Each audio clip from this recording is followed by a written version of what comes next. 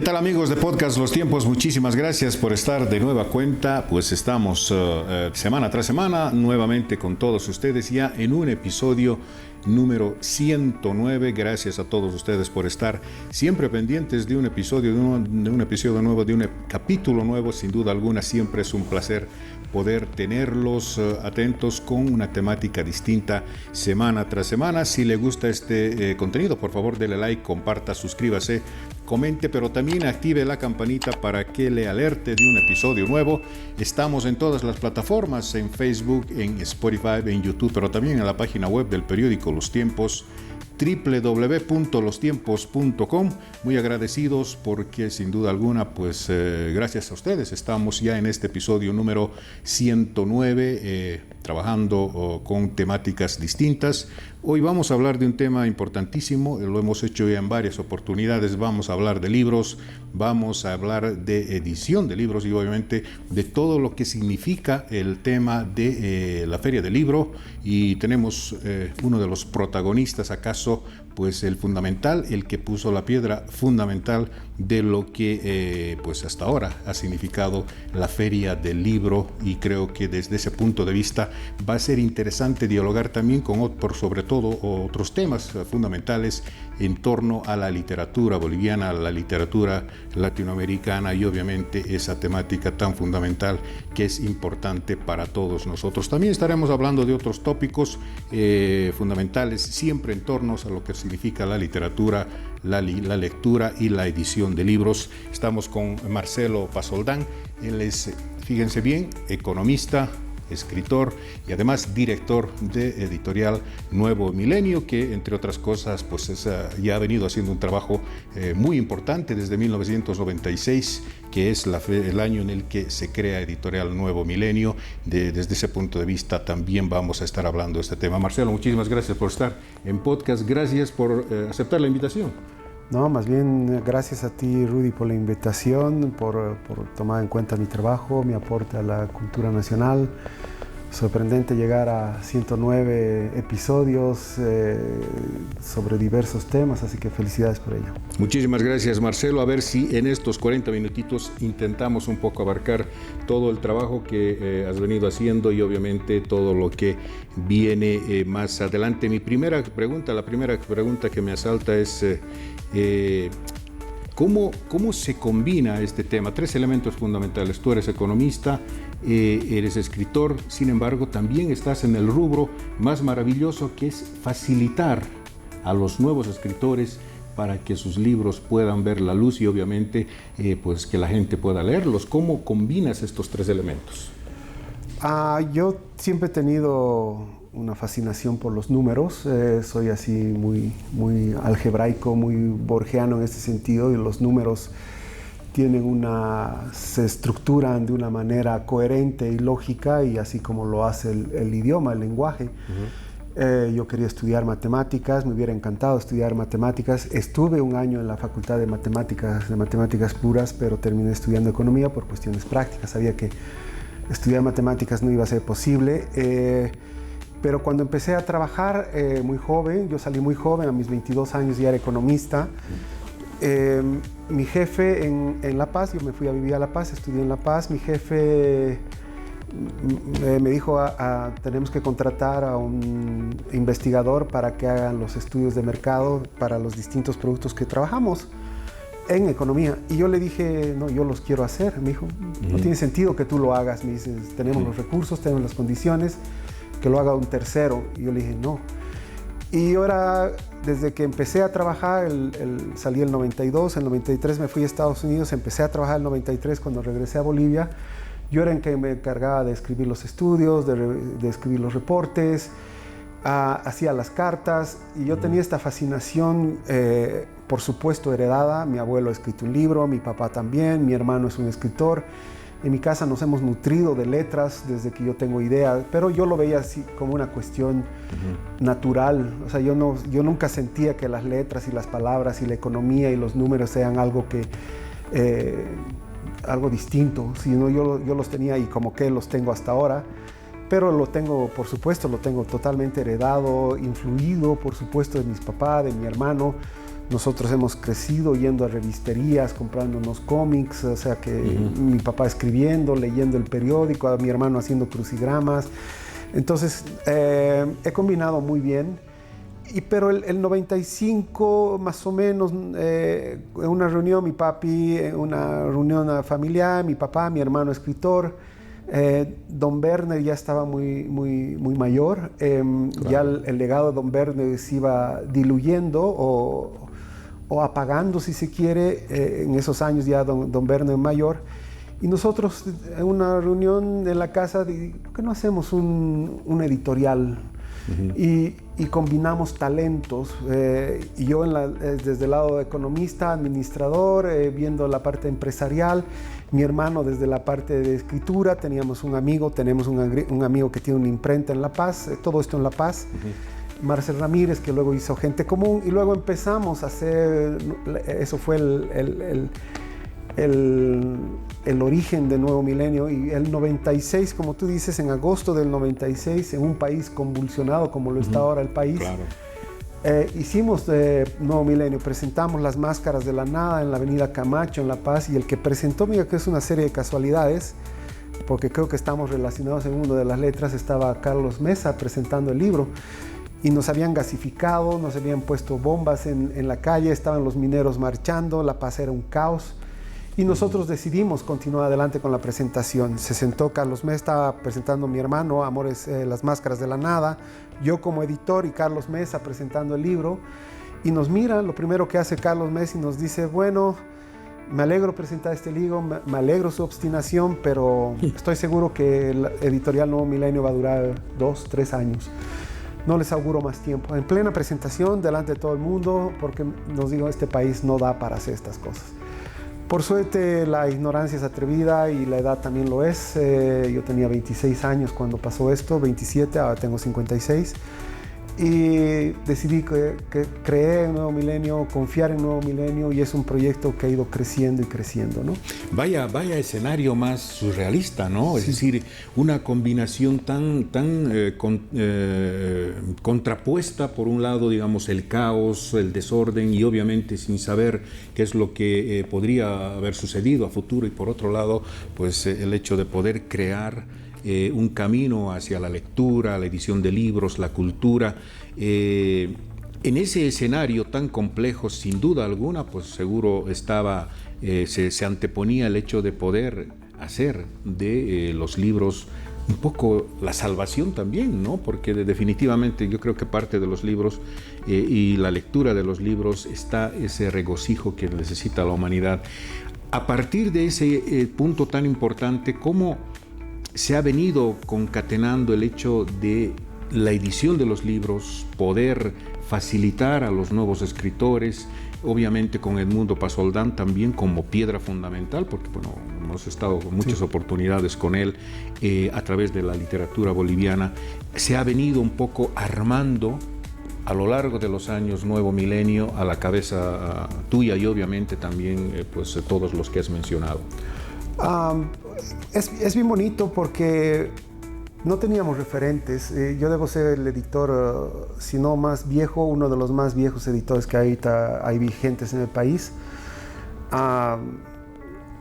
No, de por ahí me estoy equivocando, pero no conozco muchos editores. Esto es importante porque no estaba asignado el camino, lo teníamos que descubrir, claro. Lo teníamos que armar, lo teníamos que hacer. Y yo tenía una visión muy clara de lo que era hacer libros. Por supuesto, he tenido muchas consecuencias mi visión y lo que yo creía en torno al libro, porque han sido años muy duros, muy difíciles. El sector del libro es un sector muy golpeado porque no es un sector de primera necesidad. Es muy poco probable que si alguien tiene necesidades en la casa se vaya a comprar libros. Claro. Primero se va a comprar aceite, se va a comprar gasolina probablemente, medicamentos, pero no libros. El libro, siempre hay algo que leer en la casa, entonces hay momentos de crisis, momentos dificultosos, no te vas a comprar un libro. Y en esa época no habían imprentas para hacer libros, no habían diseñadores de libros, no habían editores de libros, no habían crítica literaria, y había sí la carrera de literatura en la universidad en La Paz, en San Andrés. Entonces ha sido un camino muy, muy complejo. Ojo que yo estoy hablando que en esa época sí habían editores, pero otros hemos ido reconfigurando el panorama. Y yo creía mucho de lo que es ahora la impronta de Nuevo Milenio. O sea, yo decía, a mí no me interesaban los clásicos de la literatura nacional, yo no quería publicar a autores que ya habían publicado, no me interesaban escritores que ya tenían casas editoriales, no me interesaban escritores que ya tenían un reconocimiento en el mercado. Mi mirada era publicar escritores nuevos, emergentes, pero con la calidad literaria de sobra. Entonces yo lo que hacía, y lo sigo haciendo hasta ahora, 30 años después, es revisar manuscritos, encontrar escritores, presentarlos. Uno de los ejemplos que puedo mencionar ahora que me parece un escritor maravilloso es Gustavo Munkel, nieto de Óscar Alfaro, escritor cochabambino que trabaja aquí en Los Tiempos, editor de Los Tiempos, que es un escritor que me parece maravilloso, pero su primer libro lo ha publicado con nosotros, sus 13 libros lo ha publicado con nosotros. Entonces ese es el aporte que hace una editorial, porque sería mucho más fácil publicar a Franz Tamayo, publicar a Díaz de Medina, etcétera, ¿no? Claro, pero entonces yo creo que ahí justamente hace un poco, si se quiere, el secreto, ¿no? Es decir, a la cabeza, digamos, en este caso tuya, tener la posibilidad de escarbar otros derroteros, ¿no? Y obviamente en nuestro país particularmente, aunque esta situación se repite cuando menos en Latinoamérica, los nuevos escritores, esos que están guardaditos ahí, escriben en la penumbra, en el silencio, es que a esos hay que descubrirlos y hay que darles esa posibilidad. ¿Tú crees que eso también forma parte del hecho de que Nuevo Milenio esté donde esté en este momento, un poco a la par, indudablemente, de lo que ha sucedido con la literatura boliviana, de los clásicos, de la literatura latinoamericana, de los clásicos? ¿Cómo ha sido la acogida de los nuevos escritores, ¿no? O de estos que están descollando paulatinamente? Siempre es incierta, ¿no? Porque yo podría arrojarme cierta arrogancia en decirte que las reacciones son siempre positivas. No, no es cierto. Las reacciones son diversas. Tenemos escritores que han logrado, mi hermano entre ellos, han logrado ser referentes en la literatura boliviana. Nosotros hemos empezado y seguimos publicando sus libros hace 30 años. Creo que yo tengo, no sé si todo el catálogo de mi hermano, pero tengo un buen catálogo de Mundos, es uno de los escritores más importantes que tenemos en el país. Sin duda, ¿no? Pero también tenemos escritores que no han logrado descollar, no han logrado entrar en la mente o deslumbrar, creo que es un buen adjetivo, en la mente de los lectores. A nosotros, nuestro trabajo es descubrir voces, editar textos, trabajarlos hasta el extremo. Ahorita estamos trabajando con 2 escritores paceños, los hermanos Loaiza, con un texto maravilloso y nos está costando horrores. A veces hay libros que nos toman un año en trabajarlos desde que empezamos. Es un trabajo meticuloso al extremo, todo tiene que estar bien puesto. Yo creo que en los libros de la editorial es muy difícil que tú encuentres errores, fallas. Nosotros a pesar de eso, al lector le puede no gustar. Si hay algún misterio que yo puedo reconocer en este trabajo de la edición, de presentar libros, hacer libros, es que nunca sabes cómo van a reaccionar los lectores. Hemos tenido gratas sorpresas con libros que no esperábamos, muchos de estos libros. Nos hemos dado contra la pared con libros que creíamos que iban a ser referentes en la literatura boliviana. Hemos presentado escritores que son ahorita referentes y fundamentales en la literatura nacional, pero como también creíamos que hemos presentado escritores que para nosotros son increíbles, no han logrado mayor relevancia que local, ¿no? Entonces, pero indudablemente eso ya escapa a todo lo que significa, digamos, ese trabajo meticuloso, y obviamente también eso seguramente les da pauta para un poco convencerse de que el público es absolutamente yo diría impredecible, totalmente, ¿no? O unos escenarios totalmente distintos. Totalmente, y eso es fascinante, ¿no? Porque claro, eso es lo que hace fascinante nuestro trabajo, porque ¿hasta dónde podemos llegar nosotros? ¿Hasta dónde es nuestra responsabilidad? ¿Qué tanto podemos hacer nosotros por la literatura? Ahora, ¿qué tanto se nos reconoce por el trabajo que hacemos? Es cuestionable, ¿no? O sea, pero sí. no es cierto, porque nosotros, Sí. ¿cuántos libros publicamos al año? Exacto. A ver, perdón que te corte, y aquí yo recuerdo algo muy interesante allá en la década de los 70 cuando le preguntan a Cortázar sobre el boom de la nueva literatura. Él dice claramente, a ver, hay que poner ciertas cosas en claro. El boom de la literatura no ha sido tanto como se ha venido diciendo. Entonces, él decía en su momento, éramos 4 o 5 escritores locos que escribíamos en solitario, muy solos, absolutamente, digamos, divorciados del mundo externo, y estaban las editoriales, que indudablemente en su momento no supieron aquilatar lo que estábamos sufriendo nosotros, y obviamente el trabajo literario y todo lo que significó el boom de la nueva literatura fue posterior. De modo que, y abro comillas aquí, él decía, no solo hay que atribuirles el trabajo a las editoriales, sino a nosotros mismos, a nuestro sufrimiento, a nuestra soledad, a nuestra oscuridad de vida, decía, cierro comillas. Y aquí viene mi pregunta.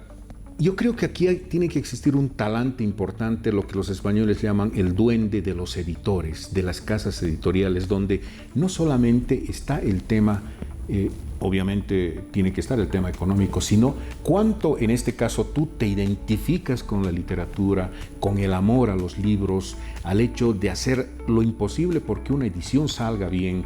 Tú eres escritor y obviamente reflejar y volcar todo eso. ¿Cómo crees tú que la gente asocia estos dos términos? Es decir, cuando hablamos de editorial decimos, sí, es tema económico. No, pero no es tanto así también. Es decir, tiene que haber una cuota de poder decir que las editoriales hacen esfuerzos totales para que una edición salga bien, para volcar todo el amor a la literatura y a los libros, como es tu caso, por ejemplo. O sea, primero, y la más difícil de todos, es te tienes que desprender del lado económico. En el negocio de los libros es muy ingrato.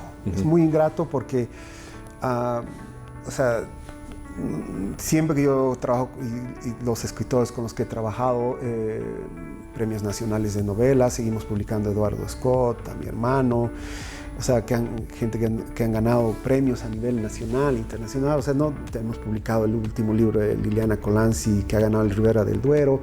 O sea, yo creo que saben, y yo creo que es una verdad, que la parte económica es la más ingrata del negocio de la edición.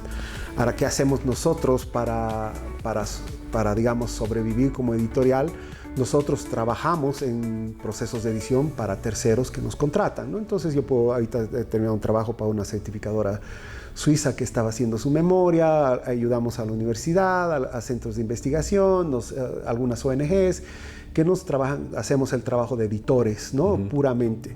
El trabajo de la literatura nacional es distinta, porque la literatura nacional, no conozco uno solo del rubro que esté puramente, es como los escritores, es muy difícil encontrar un escritor boliviano, si es que existe alguno, que viva de los libros que publica, claro, ¿no? Claro, lo has visto a Ramón, lo has visto a Gonzalo Lema, lo has visto a mi hermano, a Eduardo Scott, a Marco Peredo, a Cecilia Romero, a Rocío Extremadoiro, todos escritores talentosísimos al extremo aquí en Cochabamba.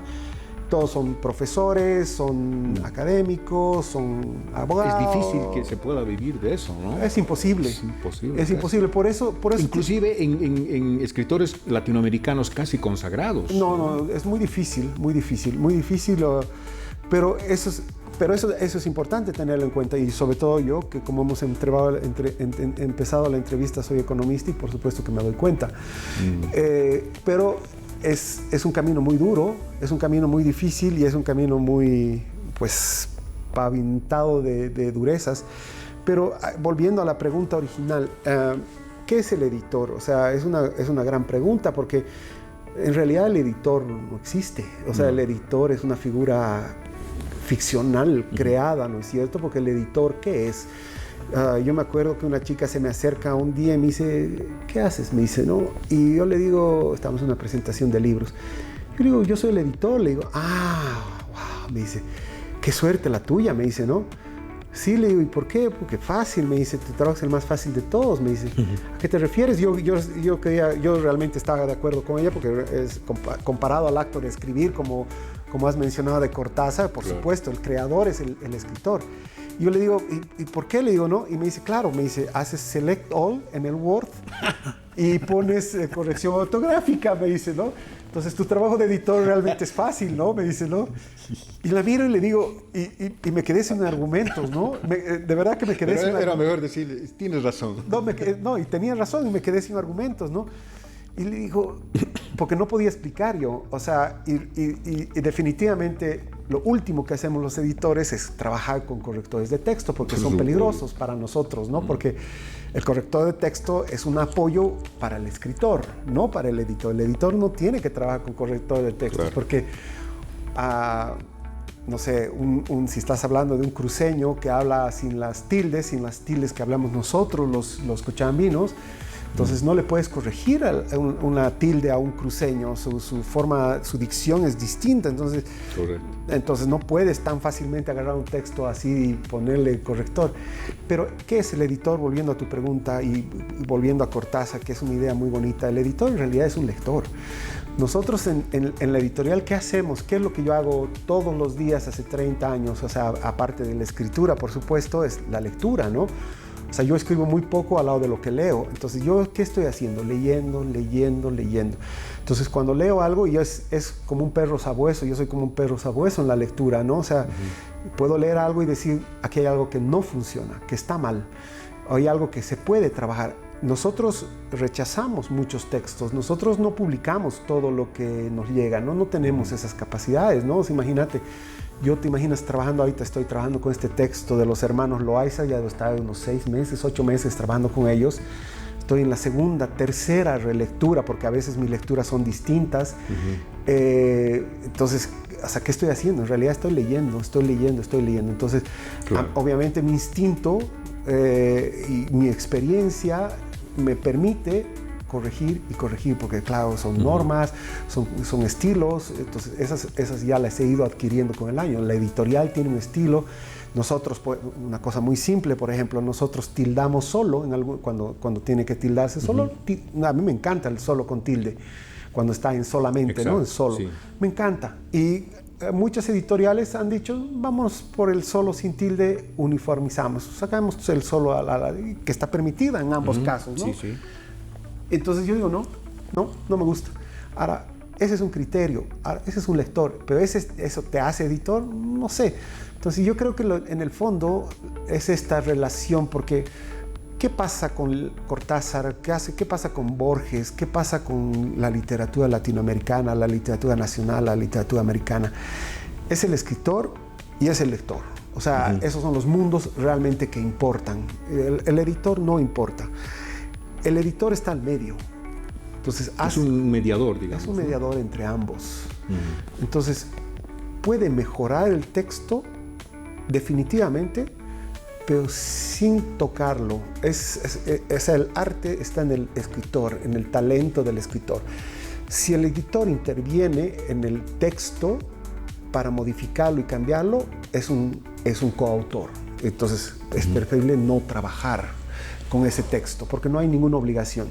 Si el texto puede mejorarse, ¿y en qué me refiero a mejorarse? No solamente en la parte ortográfica, que eso es el 101, digamos, en matemáticas 101, o 101 de la edición, lo más simple es la corrección de las comas, puntos, tildes, eso es muy simple.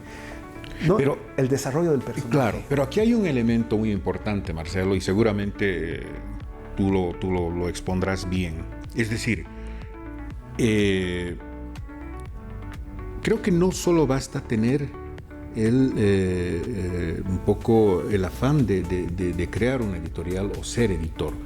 Hace falta un otro misterio, hacen falta arcanos, ¿no? Secretos, digamos que uno los podría tener como editor. Es decir, Y mi pregunta es, ¿en qué momento o cuáles son los factores que inciden en ti ya de una manera muy subjetiva, porque obviamente no es objetiva, subjetiva, de decir, bueno, este libro o este autor puede de alguna manera tener cierta acogida en el público? ¿O cuáles son esa regla que tú utilizas para poder advertir ya con cierta sutileza de que ese libro podría de alguna manera tener cierto éxito, o que estás frente a una obra que podría tener, digamos, cierto impacto? ¿Cuáles son esos mecanismos que tú activas en tu cabeza o en tu don de poder advertir eso?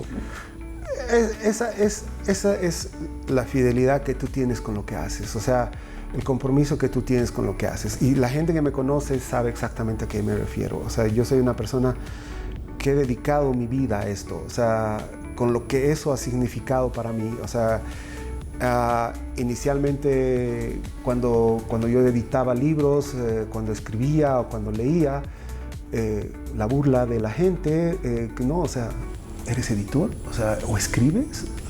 No, o sea, o no comprender finalmente lo que yo estaba haciendo, lo que yo buscaba. En mi casa mi mamá me decía, bueno, ¿por qué no te buscas un trabajo mientras trabajas en Nuevo Milenio? Entonces, yo creo que es un poco el compromiso que he tenido con las letras, con la literatura, o sea, y por supuesto, o sea, eso hace que yo, cuando no estoy, digamos, no trabajo como abogado 4 días a la semana y edito 1. O sea, yo estoy editando todos los días de mi vida, estoy leyendo todos los días de mi vida, estoy escribiendo todos los días. Entonces, por supuesto, es como cualquier oficio. Te imaginas una señora que hace pan hace 30 años, una artesana del pan, una artesana de las tortas, una señora que hace comida, una persona que hace entrevistas, un periodista, una persona que conduce un taxi. Todos nosotros somos este micromundo de habernos dedicado a algo con total, gente que hace teatro en esta ciudad, gente que hace música. Pero ahí también hay un elemento fundamental, y es tener la sensibilidad. O sea, uno tiene que tener cierta sensibilidad para muchas cosas, ¿no? Por supuesto, yo lo que digo, ¿no? Son cosas que Dios te da, el talento, ¿no? O sea, yo no tengo talento he intentado tener talento para la música y pucha, o sea, me doy contra la pared, o sea, y siempre yo no tengo este lado romántico con la música, ¿no? La música es mi mundo, la música, yo no soy esas personas que estoy todo el tiempo escuchando música ni siguiendo nada, o sea, soy medio cerrado para ciertas cosas. Entonces yo le llamo, lo que es más bíblico es el talento, ¿no? O sea, todos nosotros venimos a este mundo, razones desconocidas para nosotros, que nos da Dios, seguramente Dios, ciertos talentos que están en la Biblia, y sobre ellos los trabajamos, los profundizamos, los mejoramos, los explotamos, hacemos algo bien con estos talentos. Algunas cosas son malas de estos talentos, hay talentos destructivos, hay de todo tipo. En la humanidad somos seres tan complejos. Imagínate que todos tuvieran mi talento, o yo tuviera el talento de otra persona, sería una chacota, digamos, ¿no? O sea, todos haciendo lo mismo. ¿Te imaginas que todos seamos editores o todos seamos periodistas? Entonces, no, o sea, yo sé que mi talento ha sido, pero lo he ido trabajando, lo he ido profundizando, Ahora, esto es lo que yo te decía, el olfato que yo tengo cuando me permite ver un escritor, un texto, eso es por la lectura, ¿no? Es por la lectura que yo tengo. O sea a veces parece chistoso, pero claro, a veces me leo un libro, 2 libros por semana. Entonces a veces estoy editando,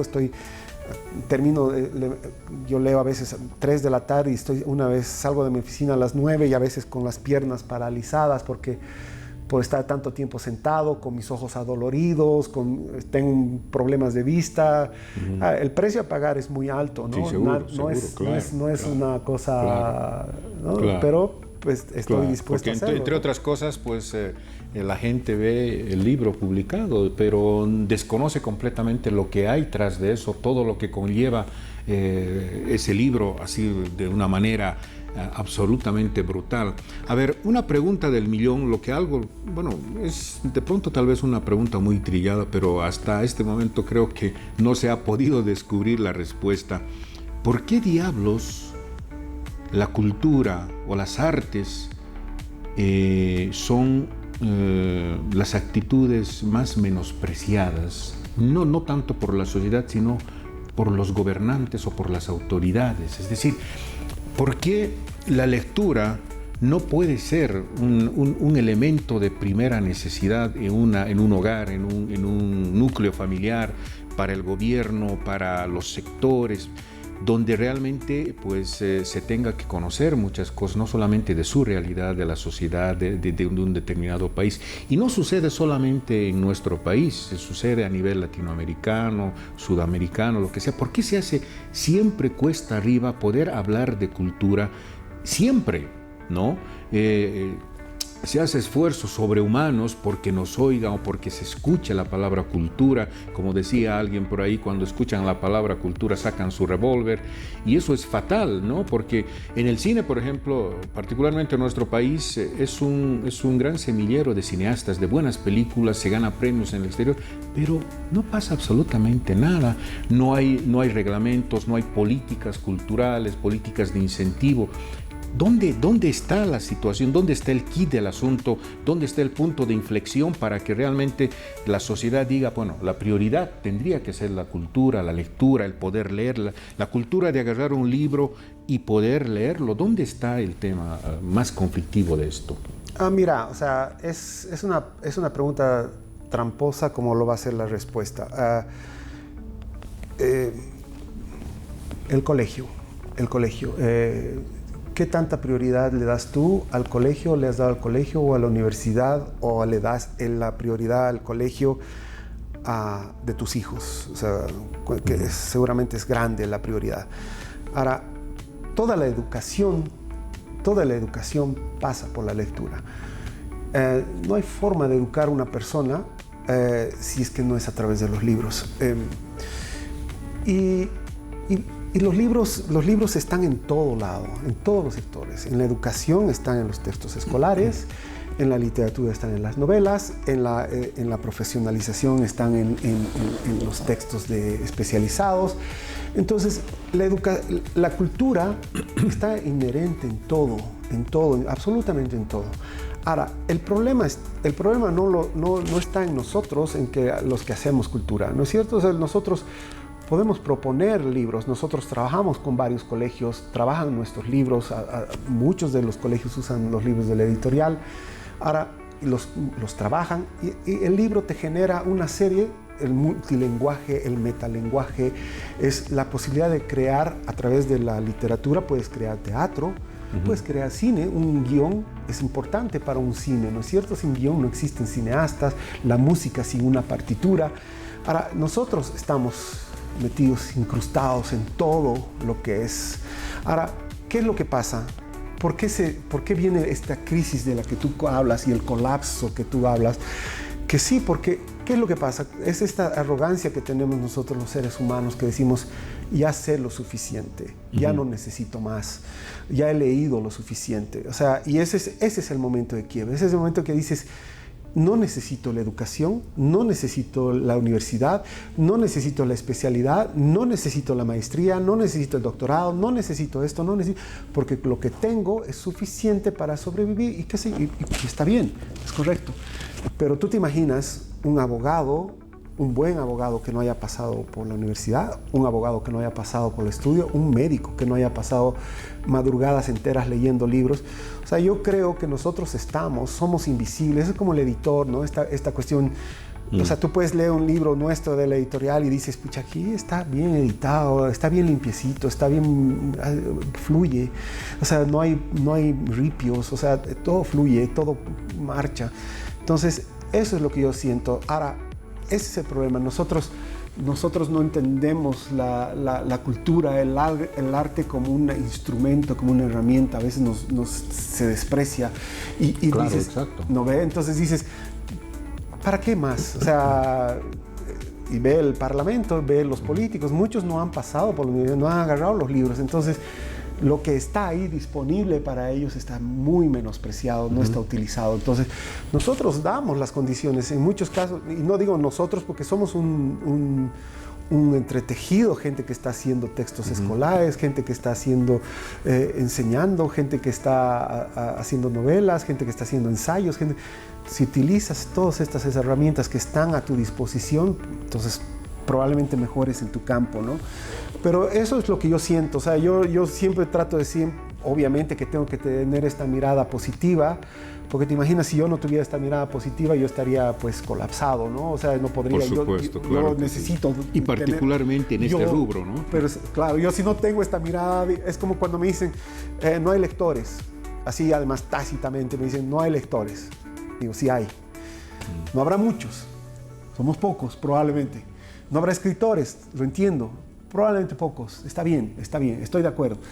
Pero habemos, vendemos libros, escribimos, publicamos, seguimos presentando. Y ahorita, y ahí te voy a decir algo más controversial incluso. Ahorita Bolivia está pasando por uno de los mejores momentos en la literatura boliviana. O sea, tienes escritores de la talla del Edmundo, Liliana, Rodrigo Azbunco Chabambino, Fabiola Morales, Magela Buduán, Giovanna Rivero, Maximiliano Barrientos, que están haciendo, Gabriel Mamani. Todos ellos están publicando en el exterior. Todos ellos están publicando en el exterior. Entonces, ¿cómo explicas un fenómeno de una literatura tan pequeña, tan poderosa? O sea, yo no conozco en la región, ni entre mexicanos, ni peruanos, ni ecuatorianos, ni argentinos, que tomen a la literatura boliviana a la ligera. La literatura boliviana ahorita es una de las literaturas latinoamericanas más importantes que hay en la región. La literatura boliviana es... Y tú ves dónde ha publicado Franz Tamayo, o Medina Celi, o Cerruto, o Sainz, el boom, entre comillas, de nuestra literatura boliviana, porque hemos tenido, no dentro de la literatura latinoamericana, pero ahí tenías un Freire que Borges lo recitaba de memoria. Claro. Entonces, pero ahorita tienes el mejor momento de la literatura boliviana. Ahorita está pasando el mejor momento de la literatura boliviana. Quienes lo niegan, quienes no se aprovechan de esto, es el Estado, porque aunque medio entre comillas, porque el Estado tiene una cosa hermosa que es la Biblioteca del Bicentenario, ha sido un gran aporte para la literatura nacional. Algo que a nosotros, o sea, porque ellos han tenido una mirada, que es lo que te decía, ¿no? O sea, han ido a los clásicos, ¿no? Cosa que yo no haría, o sea, yo no he tenido esta mirada. Pero digamos, ahorita es un momento muy interesante para la literatura boliviana. O sea, tú tienes ahorita cuántos jugadores de fútbol bolivianos jugando en el exterior, cuántos escritores bolivianos están publicando en el exterior. O sea, probablemente tengas más escritores bolivianos publicando en el exterior. Entonces, y tienes escritores de la talla de Giovanna Rivero, que se manda un libro como Tierra Fresca de tu tumba, que dices, lo acaban de traducir al portugués, lo acaban de presentar en Brasil. Liliana Colancia ha presentado en el Brasil la edición brasilera de un mundo, ¿cómo es? ¿Un mundo muerto? Un mundo, sí. Ustedes brillan en el oscuro. Sí. Entonces, ahora, nosotros en la literatura nacional, y eso es una cosa bien peligrosa, porque en la literatura boliviana tú no puedes publicar así nomás libros y novelas y cuentos, porque te saltan 10 personas a la yugular. O sea, es un mercado competitivo, es un mercado complejo, hay lectores muy buenos, hay críticos muy buenos. Pero también hay un contexto absolutamente distinto, digamos, de lo que podría ser la literatura occidental o la literatura europea, ¿no? La latinoamericana, acaso sea un poco, mucho más contundente, no solamente desde el hecho de poder reflejar una determinada realidad o cualquiera fuera, digamos, el motivo fundamental, ¿no? Claro, lo que nos interesa narrar a nosotros no les interesa narrar a los americanos, o nosotros no podemos concebir el terror, no podemos concebir el suspense, no podemos concebir una novela de detectives de la misma manera que concibe un americano. O sea, tú ves una serie americana con detectives, funciona muy bien porque el contexto está muy americano, y ¿no? Las pruebas, los laboratorios, o lo que sucede con la novela negra, ¿no? O sea, tal cual. de alguna manera Gonzalo Lema ha encontrado la veta de poder, digamos, seguir ese camino, pero aún así nuestra literatura o el contexto, digamos, de la interpretación de lo que es la literatura o la novela negra o detectivesca no está como podría estar en Estados Unidos, por ejemplo. Claro, ahí está un ejemplo. Santiago Blanco, el personaje, el detective de Gonzalo Lema, es un buen ejemplo. Es un personaje fascinante, el detective Santiago Blanco, pero está adaptado a nuestra idiosincrasia. Claro. Él le gusta entrar al baño y limpiarse con papel periódico, él toma Singani, le gusta ir a comer silpanchos, rompe el estereotipo del detective americano, si quieres, lo hace, resuelve sus entramados bajo la idiosincrasia local. Nuestra policía no funciona como una policía en los Estados Unidos. Claro. Entonces no podemos narrar de la misma forma que están narrando los escritores americanos, porque sería falso. Eso es muy importante, porque la literatura, lo fantástico para nosotros sucede en el alto, sucede ¿no? Claro, ¿me entiendes? ¿No? Claro, exacto. En el submundo, en el underground, ¿no? Claro, nuestro ir a contar, a tomar chicha, en las chichas. Ahora, ojo, hay escritores, acabo de leer un libro fascinante que son Los claveles de Tolstoy, de Guillermo Ruiz, que lo que sucede, los personajes son bolivianos, pero están en la Costa Brava española o están en Barcelona. O sea, en la literatura, pero los personajes y nuestros problemas son nuestros. Probablemente yo hablaba con un amigo hace un momento boliviano que vive en los Estados Unidos, le digo, o sea, ¿cómo vivimos nosotros en Bolivia? Es mes a mes, o sea, yo no sé, pero si tú tienes una gran cantidad de ahorros y casas y autos, pero en realidad todos vivimos... Es un deporte de alto riesgo, ¿no? Vivir en Bolivia es un deporte de alto riesgo. Sí. ¿No es cierto? O sea, yo siempre digo, y mi hermano me dice, ¿de qué estás hablando? Le digo, yo no sé de dónde voy a cubrir mayo. Sí, es así, es verdad, esa es una realidad así importante. Nomás. Sí, exacto. Yo digo, ahora, si junio me tiene absolutamente sin cuidado, nos venderemos libritos, iremos a una feria del libro de Santa Cruz, entonces digo, ok, pero yo digo, yo soy diferente al resto, para nada, o sea, yo me siento igual que el resto, o sea, si nos entra plata ahora, pues bienvenida a la plata y o sea, la manejamos entre todos en la editorial. Lo más comunitario y socialista es una editorial que lo te puedes imaginar, ¿no? Nos entra plata, nos repartimos entre todos. Claro, exacto, es así. Una pregunta que tiene que ver con el contexto de la literatura latinoamericana. ¿Tú crees que si no hubiesen inmigrado los escritores de la década de los 30, 40, 50 a Europa, y aquí está, por ejemplo, César Vallejo, en el momento de los 70 o 60, 70 está Octavio Paz, Carlos Fuentes, Vargas Llosa, todos los que componían García el boom, Márquez, sí. Todos los que, incluso más contemporáneo, Bryce Echenique, por ejemplo, que ha hecho mucho, Cortázar. ¿Tú crees que la literatura latinoamericana hubiese tenido otra cara, otro rostro, si es que estos escritores no hubiesen ingresado un poco para ganar territorio, en el mejor sentido de la palabra, en la literatura latinoamericana, para decirle a los franceses y españoles particularmente, esto es lo que hacemos en Latinoamérica, de esto nos nutrimos de Latinoamérica, y expongan a través de sus editoriales al mundo nuestra literatura latinoamericana? ¿Tú crees que si no hubiese sucedido eso, el rostro de la literatura latinoamericana hubiese sido otro? No, definitivamente, ¿no? O sea, hay los precursores, los que los has nombrado, son ellos la punta de lanza, o sea, muchos de ellos han conquistado, entre comillas, a lectores en Europa, lo han hecho, no sé, García Márquez con 100 años de soledad, traducido con Rabasa al mercado americano, Isabel Allende, ¿no? O sea, escritores posteriores al boom, por supuesto, a Isabel Allende, García Márquez y el boom, han sido los precursores y nos han leído. Eso ha sido muy bueno porque por supuesto se ha conocido a la literatura boliviana, a la literatura latinoamericana, se ha dado una mirada a la región y son tomados muy, muy en serio, ¿no? Neruda y todos ellos, ¿no? pero también peligroso, tiene siempre su lado, porque el problema es García Márquez y su realismo mágico, por ejemplo, ¿no? Cuando ya esperas que todos los latinoamericanos escriban como ellos del boom, ¿no? Entonces, y lo que hace toda la literatura y los que le siguen, claro. ¿no? Fresán en Argentina, no sé, Jorge Volpi en México, Volpi, todo lo que en su momento se llamó los baby boomers, una serie de claro, esa es la literatura, esa es contestataria, y eso tiene que ser así, o sea, y eso es un momento importante, porque ¿qué va a pasar con nuestras ciudades? ¿Qué está pasando con nuestras ciudades? Que es un poco lo que has visto, Aran.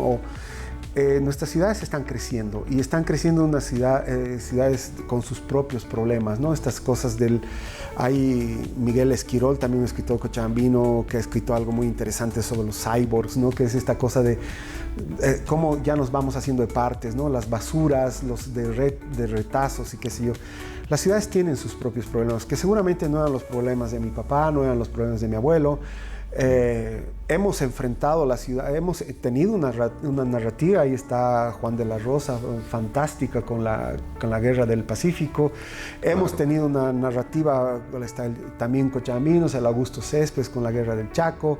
Hemos tenido una narrativa fantástica de la Revolución. Hemos tenido una literatura fantástica de los exilios, ahí está la misma Casilla Vacía del Ramón Rocha. Hemos tenido una literatura fantástica. Ahora, pero los escritores de ahora, las nuevas generaciones, ya no van a escribir de la Guerra del Chaco. Eso pasó del 32 al 35. Ya no van a escribir no sé, pues de la Guerra del Pacífico. Ya no van a escribir... la problemática va a cambiar, y los temas van a cambiar, y las búsquedas son distintas. Y Edmundo Pasoldán es un ejemplo muy, muy claro, porque, o sea, desde Río Fugitivo, por ejemplo, que es un reflejo tan nuestro, tan vivencial casi, de nuestra realidad, ha ido un poco escalando hasta, digamos, posicionarse en unas temáticas tan casi tecnológicas, no tan de acuerdo a estas circunstancias, pero tomando en cuenta ese elemento raíz, el tronco mismo, no solamente de la narración, sino también de los escenarios, ¿no? Lo has dicho perfecto, o sea, es verdad. O sea, ahorita hay una gran preocupación. El Edmundo, en sus dos últimas novelas, La mirada de las plantas y Área protegida, lo explora. O sea, ahorita tenemos entre comillas, un colapso ambiental, ¿no? Medioambiental. El medio ambiente como personaje, el medio ambiente como parte del interés narrativo, es muy importante, ¿no? O sea, las fuentes de agua se están agotando, el agua es un problema, va a seguir siendo un problema, Cochabamba lo sabemos. Los alimentos, o sea, no da para alimentar, o sea, el colapso es siempre medioambiental, las ciudades crecen, la basura crece, los alimentos. Tú estás viendo ahorita qué ha hecho el hijo del presidente, se ha metido en un campo de una cantidad impresionante de hectáreas. O sea, ¿qué va a hacer ahí?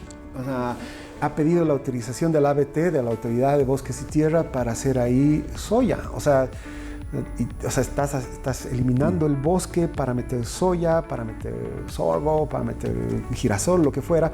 Y todo este bosque, que es el que capta las fuentes de agua, pues, hay un colapso medioambiental, hay desprotección, deja de haber barreras naturales para las ciudades. Antes, ¿no? Tú has visto aquí en Cochabamba las caídas de las cuencas. Entonces todo se vuelve complejo. Entonces narrativamente es fascinante. Porque... Claro. Por ejemplo, Blade Runner de Philip Dick, o en este caso, cambiándole el nombre, es una visión. Los androides, las abejas eléctricas suenan en androides. Exacto. O sea, es una visión casi, imagínate tú, tan futurista, tan impresionantemente increíble, que eso es lo que está sucediendo ahora mismo. Cuando se lee el libro, indudablemente, pues hay una visión casi obscura, y no se ve ni siquiera un haz de luz al final del túnel. y Philip Dick lo escribió hace muchísimas décadas y ahora se está viviendo eso. Entonces, de eso también es, digamos, parte la responsabilidad de un escritor, ¿no? Reflejar esa realidad. Claro, y has visto, la inteligencia artificial nos está superando, ¿no? O sea, nos está ganando. Lo decía, no sé si Zuckerberg Sam Altman de OpenAI, decía, lo siento mucho, o sea, pero los próximos años va a haber un cambio de paradigma en el mundo. O sea, la IA va a estar por encima del ser humano. O sea, la inteligencia artificial hay dos tipos de inteligencia artificiales, ¿no? O sea, la inteligencia artificial, que es la que tú puedes, como un tipo Google, Wikipedia, ir consultando, trabajando con la inteligencia artificial. Pero hay si no me equivoco, se llama antrópica, o tiene un nombre, que es la inteligencia artificial que está evolucionando. Es la que ya va, a partir de lo que tú estás haciendo o diciendo o haciendo, va evolucionando sin patrones de intervención humana. O sea, esto en literatura, estas cosas son fascinantes, porque antes lo que decíamos en la ciencia ficción, no sé si te acuerdas de Star Trek, de la teletransportación, o de los rayos láseres en Star Wars, qué sé yo. Bueno, ahorita la narrativa va por la inteligencia artificial. O ese monolito gigantesco de Stanley Kubrick. Odisea 2001 Odisea del espacio. O sea, está ahí adorando al... Exacto, y toda la vida va a estar ahí y sigue estando ahí. O sea, es una especie de maldición en el mejor sentido de la palabra, y decir, caramba, la humanidad no se va a salvar, aquí está este monolito, y obviamente les va a pesar toda su existencia, ¿no? Y esto viene a colación mi segunda pregunta, la otra pregunta que quiero hacerte. ¿No te aterra todo esto? ¿No te aterra el hecho, por ejemplo, de que, como tú decías, la inteligencia artificial puede suplantar a muchas cosas, no solamente desde el punto de vista, obviamente tiene sus cosas muy positivas y las rescatamos? Sin embargo, yendo un poco al tema de los libros, ¿cuál es tu visión con respecto a lo que podría producir todos estos temas de inteligencia artificial? Y sin andar lejos, la suplantación de los libros digitales, por ejemplo. Muchos amigos que tengo me dicen, yo tengo una biblioteca modesta que siempre me agrada agarrar el libro, leer. Eso es una especie de rito. Y él me decía, tengo más de 2,000 libros en mi computadora, y yo le digo, caramba, no es lo mismo. Rayos, endiabladamente no es lo mismo. O sea, no me veo yo agarrando una computadora y leyendo un libro. O sea, no me convence. Yo tengo que agarrar el libro, sentarme, no sé, tomarme un cafecito, leer. Y, o sea, mi pregunta es, ¿ese monolito de Stanley Kubrick es tan peligroso y también al mismo tiempo casi inmortal, y en el hecho de que la presencia del libro físico va a poder más que estos temas tan controvertidos de lo que significa el tema digital, libros digitales? ¿Cómo ves ese contrapeso de estas dos cosas?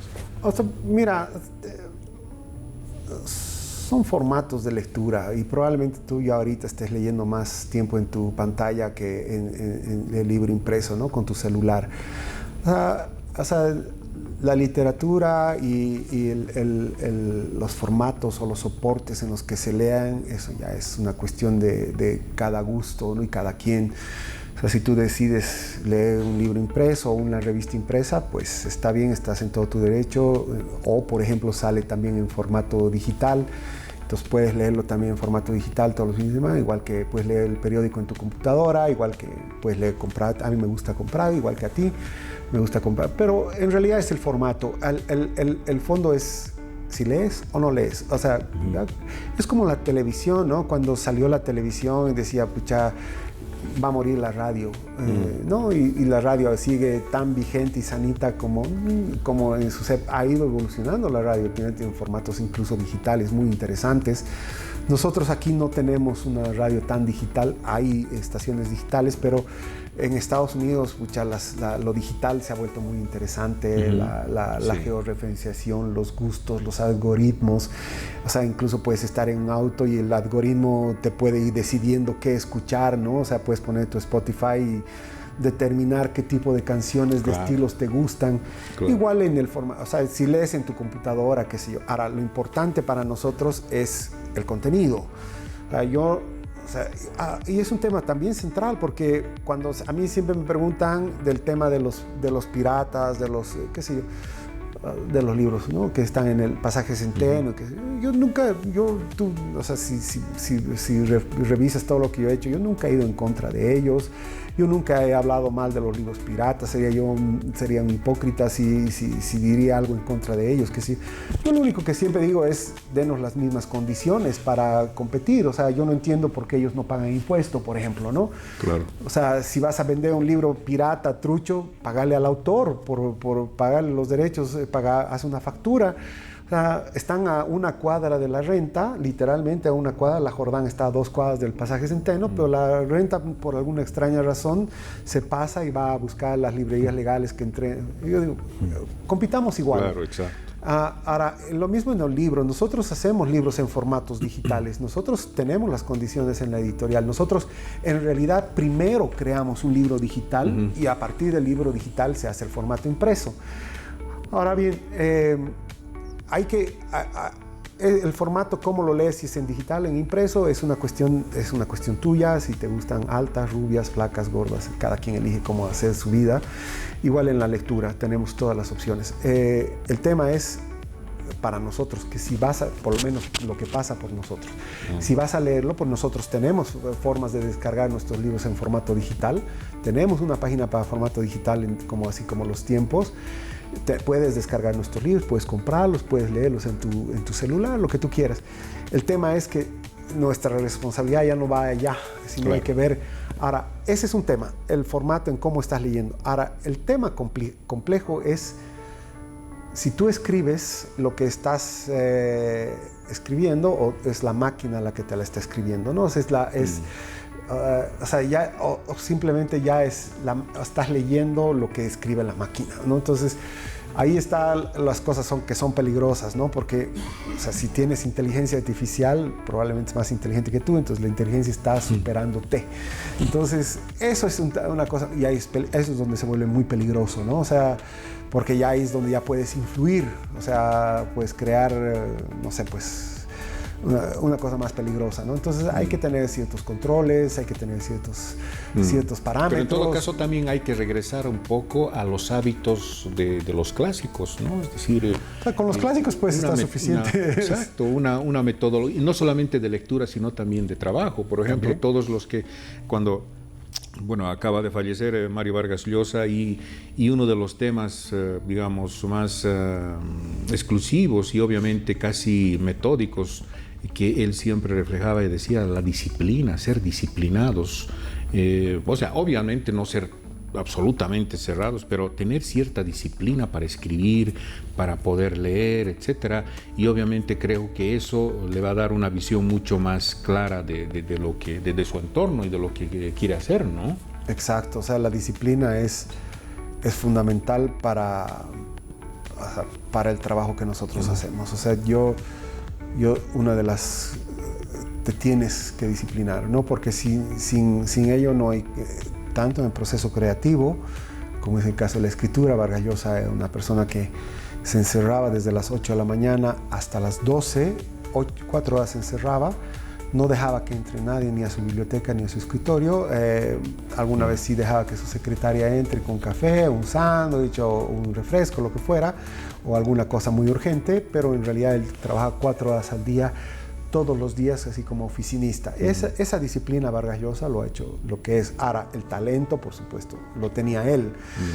Eso Claro. puedes encerrarte 4 horas en tu oficina, pero si no tienes el talento de Vargas Llosa, no vas a haber escrito ni una página, ¿no? O sea, van de la mano, ¿no? O sea, exacto. O sea, si existe una inspiración, que la inspiración, como decía un escritor, que me agarre trabajando. que me agarre trabajando ahí, punto, Sí. ¿no? O sea, no hay dónde perderse en ese tema. Exacto, digamos, yo lo que hago, por ejemplo, es, yo en las tardes edito, yo en las mañanas soy mucho más, vemos la parte administrativa, vemos y libros, pedidos, reposiciones, feria del libro, vemos diseño de portadas, vemos todo lo que hay que trabajar, ¿no? O sea, ahí estamos todo el día trabajando con el equipo, revisando todo eso. Eso para mí es mi acto de indisciplina, si quieres, ¿no? O sea, es necesario porque es el trabajo del día a día. Pero en la tarde yo llego a mi oficina a las 3:30, 3:30, dependiendo de mi trabajo, y ahí es donde tengo que escribir y leer. Entonces, este es un negocio, un oficio absolutamente solitario. Necesitas respirar soledad y eso es también peligroso, ¿no? Porque si algo que te da el libro es esta cosa de estar mucho tiempo solo, de ser medio que autosuficiente. ¿Por qué? Porque comienzas a vivir historias, comienzas a recordar textos. Yo tengo o sea, no sé, pues la lectura no es que yo leo y se borró en mi cabeza, ¿no? Entonces hay muchos fantasmas que me persiguen, entonces comienzo a pensar y vuelven a veces en momentos inesperados, o sea que estoy recordando la historia, porque algo que hago yo es un proceso, digamos, todos los libros con los que trabajo es tratar de memorizarme los libros, ¿no? Entonces, y no memorizarme como el corcho o el charpiri de no, o sea, recitar el poema del mío Cid, así de entrada, salida, sino de leer, de ver qué pasa con los personajes, conocer la historia, conocer también la historia como los mismos autores, entonces leerla, releerla. Entonces, ¿por qué eso es importante? Porque a veces te imaginas que cada escritor representa un mundo, entonces un estilo. No todos los escritores escriben igual, todos escriben distinto, todos tienen un mundo distinto, tienes una forma de muletillas distintas, búsquedas distintas. Entonces un editor tiene que tratar de entender esto y descubrir esto, ¿no? O sea, y te das cuenta a veces, es lo que te decía, ¿no? Dices, ¿dónde está yendo? ¿Por qué está yendo por este lado? Entonces, yo tengo la suerte de trabajar yo con mi hermano cuando está aquí en Cochabamba, pobre, ¿no? Lo tengo enloquecido porque le pregunto y me dice, y él, como es buen tipo, me dice, me cuenta. Entonces, yo conozco las historias de él, así como de dónde salen, cómo vienen, cuáles son sus orígenes.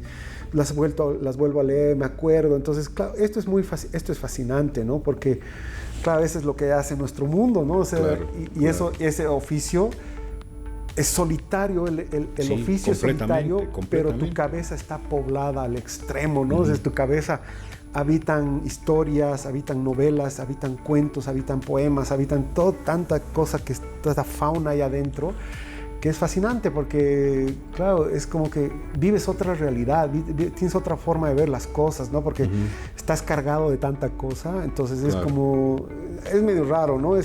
Pero eso solamente... Es un entorno bastante, yo diría, solitario, indudablemente. En los hechos, escribir no es placentero, no es gozoso, ¿no? Porque pues, indudablemente es un trabajo importantísimo que requiere y demanda un esfuerzo y obviamente el poder reestructurar, crear, es definitivamente un trabajo muy complejo. 3 preguntas más, Marcelo. La primera tiene que ver con la Feria del Libro. Esta me parece la cara más positiva de lo que significa el poder leer y el poder estar al alcance de un libro.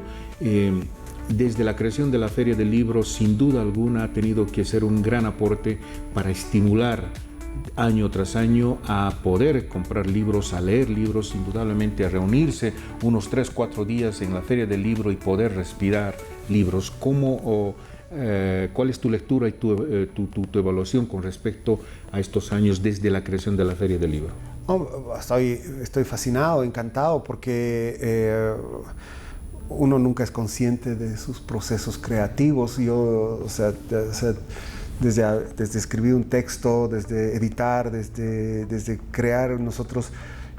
Yo era director de la Fundación Patiño, sí, director 3 años del centro pedagógico, y yo por instrucción mía, había dado permiso de una forma medio subjetiva a 3 personas que tenían más o menos los mismos derechos que yo. Uno era don Werner Gutentag, el otro era Cachín Antesana y el otro era don Jorge Ruiz. Yo le decía, si ellos quieren venir... ¿El cineasta? Sí. Wow. Los 3 han sido muy amigos. Los 3, Cachín sigue siendo muy amigo mío, hemos hecho 2 libros juntos. Entonces yo lo que decía, ellos si quieren venir un domingo al jardín, o quieren entrar a una presentación, o quieren descansar, o quieren un periódico, lo que ellos quieran, tienen que brindárselos. O sea, ellos si quieren, no hay ninguna diferencia conmigo si quieren, ¿no? O sea, ellos podían hacer. Y me volví, por la admiración que le tenía y cariño, por supuesto, a don Werner. Él me retribuía, o él venía siempre que podía, por supuesto, a las presentaciones del libro. Y así ya estaba cansado, pero venía a las presentaciones, lo veías con su bastón, se quedaba charlando conmigo y iba a la dirección, nos tomábamos un café, siempre que podíamos yo iba a verlo a los amigos del libro. Y él me decía siempre, mi mayor frustración es no haber podido hecho la cámara del libro en Cochabamba. Ese siempre va a ser mi mayor dolor. Y yo le dije a don Werner, pues hagámoslo. Me dijo, no vas a poder porque en Cochabamba no se puede, he intentado por todas formas, es muy... Y antes de crear la Feria del Libro, creamos la Cámara del Libro. Fue 2 años porque cuando se hizo la primera Feria del Libro, si no me equivoco, el 2008, ya habíamos empezado con la Cámara del Libro. El 2006 fueron 2 años muy difíciles porque... literalmente nos cerraban las puertas donde íbamos, y don Werner sí me decía, ve, no vas a poder. Y cuando hicimos la primera Feria del Libro en el Club Social en la calle México, el que estaba a cargo del Club Social, el señor Doria Medina, a quien le agradezco muchísimo, le contesto y me dijo, mira, o sea, no funciona esto. Y me dijo, no funciona esto, no, para nada. O sea, el Club Social te alquila un salón, te alquila peor 12 días de Feria del Libro, peor sin un peso. No teníamos plata ni para nada. Literalmente nos íbamos a pie, todo con mi celular, nos reuníamos en la editorial en mi oficina para hacer todo, la gente que ya habíamos conformado la cámara. Me dijo, pero por ser tú, me dijo, lo que voy a hacer una cosa, me dice, te voy a confiar en ti, sin un peso, pero...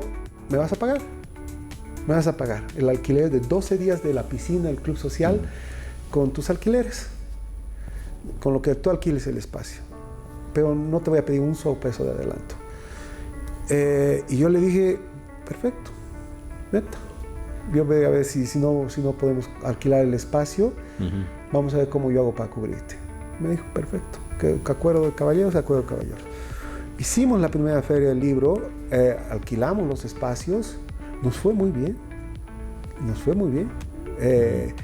Tuvimos 4 años en el Club Social ahí en la calle México, fueron 4 años. Sí. Y claro, ya pues nos volvimos atrevidos, porque tú sabes que siempre la ignorancia es atrevida, ya teníamos platita, ya nos iba bien, o sea, ya la cámara abrimos nuestra cuenta en el Visa, ya el siguiente año ya le dimos un adelanto para la feria, ya pudimos traer escritores, pagar pasajitos, alguno que otro alojamiento. Entonces ya ahorita la cámara y la Feria del Libro, por supuesto, están muy consolidados, pero yo estoy fascinado porque además conmigo siempre son muy buenas personas, me ponen así en todas las actividades, a veces me abusan, ¿no? Me ponen en todo, pero yo lo hago con muchísimo cariño, me tratan muy bien, hasta el día de hoy me mandan cosas, me escriben. Yo no tengo tanto tiempo para hacerlo, pero realmente estoy muy feliz y me han dado reconocimientos, distinciones, así que yo tengo más que agradecimiento a la cámara, a la feria. Solamente puedo hablar bien de ellos. Sé que la pasan difícil, no es fácil, todos los años tienen retos distintos, con su plaza de comidas, con sus presentaciones, con su espacio, con el transporte. Pero bueno, eso ya son cosas del día a día, ¿no? Eso ya es un gran logro, ¿no? Es un gran logro importantísimo frente a las circunstancias, etcétera. Creo que... Bueno, mi segunda pregunta tiene que ver con estas publicaciones que has estado realizando y que a lo largo de los próximos 10 meses las va a ser 10 números, estas publicaciones en la revista O. Cuéntanos, por favor, un poco con respecto no solamente a la publicación, sino también a las temáticas, un poco el enfoque de las temáticas de esta realidad, de ciertas realidades de nuestra ciudad. Sí, yo tengo, bueno... O sea, lo que te decía hace rato, o sea, tengo a veces mi mente, mi cabeza me juega malas pasadas porque, claro, yo puedo tener procesos creativos 3, 4 de la mañana, cosas que para mí son súper interesantes. Entonces yo a esa hora puedo estar escribiendo, leyendo. Entonces yo tengo mi ritmo, lo que hago es cuando algo comienza a martillarme, entonces yo me despierto, prendo mi velador, entonces en mi celular tiene una aplicación, el celular para escribir en las notepads, así como notas. Entonces lo que una noche así no podía dormir, estaba pensando en Cochabamba y pensar en la modernidad del Bicentenario, son 200 años.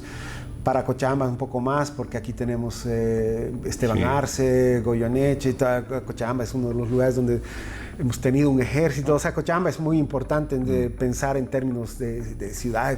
Cochabamba es fascinante. Es el epicentro de todo casi, ¿no? Cochabamba es fascinante, ¿no? Desde cualquier punto de vista, ¿no? O sea, uno de los centros para lo de Evo también ha sido Cochabamba. O sea, Cochabamba es una ciudad muy poderosa, muy fuerte.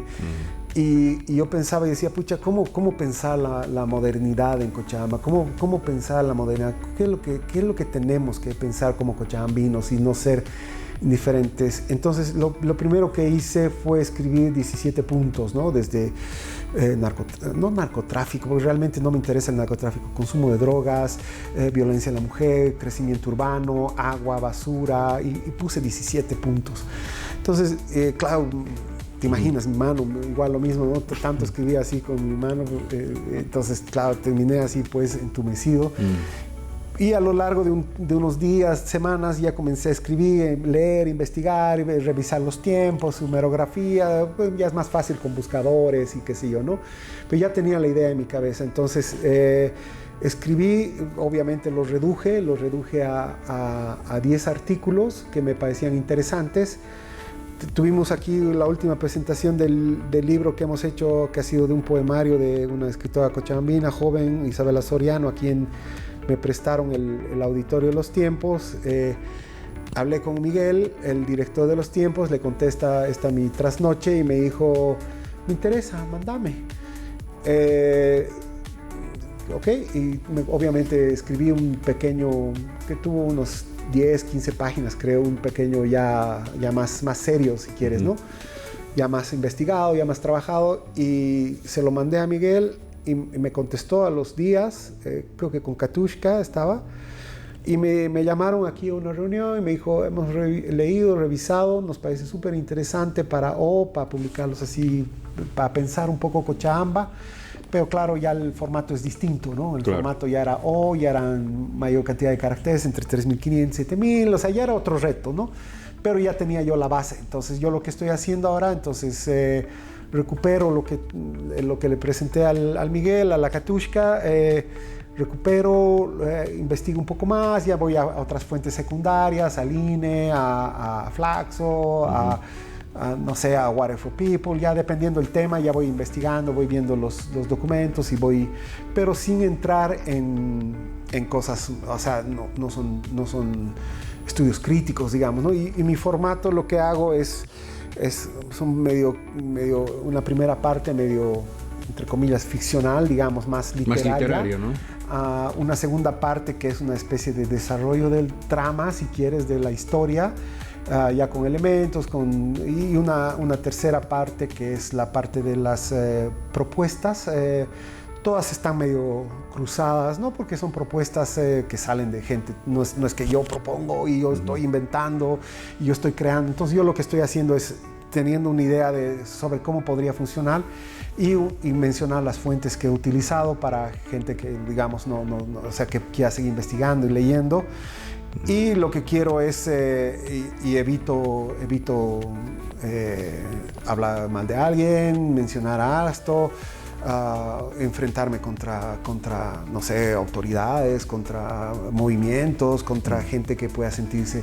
No, o sea, yo no tengo esta intención porque no es la intención de los artículos, y si alguien se siente ofendido con el artículo es porque ya realmente ha tenido que rebuscarlo muchísimo. No, pero si alguien se ha sentido ofendido es porque estás dando en el clavo. No, sí, Por ejemplo, en este caso, el tema de la basura, pues es una cuestión absolutamente compleja, ¿no? Muy compleja, pero no es, o sea... Me ha llamado un escritor, ¿y por qué no lo has nombrado al alcalde? Digamos, ¿no? Y yo le digo, no quiero. Pero ante todo la escritura es una escritura libre, ¿no? Sí, no, pero no quiero yo polémica, yo no quiero fricciones, yo no es mi idea, yo no quiero, o sea, si mis artículos contribuyen a discutir Cochabamba, porque, mira, o sea, el crecimiento urbano es innegable, ¿no es cierto? Entonces no vamos a dejar de crecer, Cochabamba va a crecer. Ese crecimiento implica lo que hablábamos, ¿no? Problemas de agua. Cochabamba es un problema de agua muy grande, distinto en la ciudad que en el campo. Tenemos un problema de la basura que ahorita están con parches. Tenemos problemas de distribuciones, tenemos problemas de droga, tenemos problemas de violencia de género, tenemos problemas...